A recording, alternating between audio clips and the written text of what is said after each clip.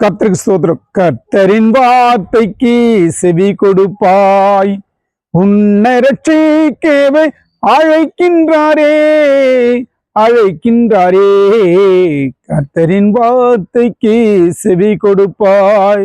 எனக்கு அன்பான சகோதர சகோதரிகளே, அநேக விதமான சூழ்நிலைகள் இருந்தாலும் கர்த்தரோட வார்த்தை இன்று உன்னை பார்த்து சொல்கிறது, எனக்கு செவி கொடுத்து என் சத்தத்தை கவனமாய் கேளுங்கள் என்று ஏசாயா தீர்க்கதரிசி தெளிவாக சொன்னாலும், யோவான் எழுதின சுவிசேஷம் 3:16 சொல்கிறது, தேவன் தம்முடைய குமாரனை விசுவாசிக்கிற எவனோ அவன் கெட்டு போகாமல் நித்திய ஜீவன் அடையும்படிக்கு அவரை தந்தரிலே இவ்வளவாய் உலகத்தில் அன்பு கூர்ந்தார்.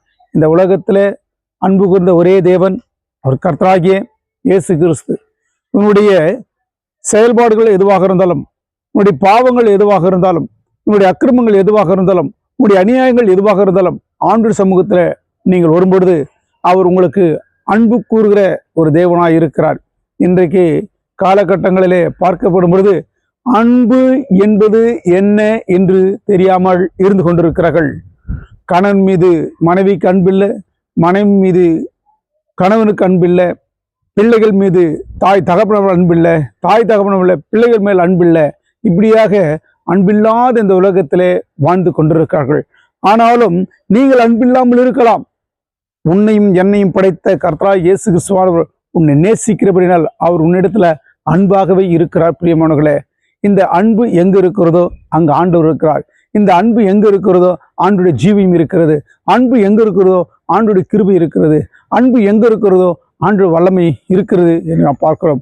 இந்த அன்பு நமக்குள் வர வேண்டும் என்று சொன்னால், இந்த அன்பு நமக்குள்ள இருக்க வேண்டும் என்று சொன்னால், கர்த்தருடைய பாதப்படியில நாம் காலையிலிருந்து சாய்ந்தரையும் ஏதேனும் வாய்களினாலே அல்லது கண்களினாலே, கைகளினாலே, கால்களினாலே, மனதளவிலே நாம் ஏதேனும் பாவங்கள் செய்திருப்போம்னால் அது ஆண்டவர் சமூகத்தில் நாம் கேட்கணும்.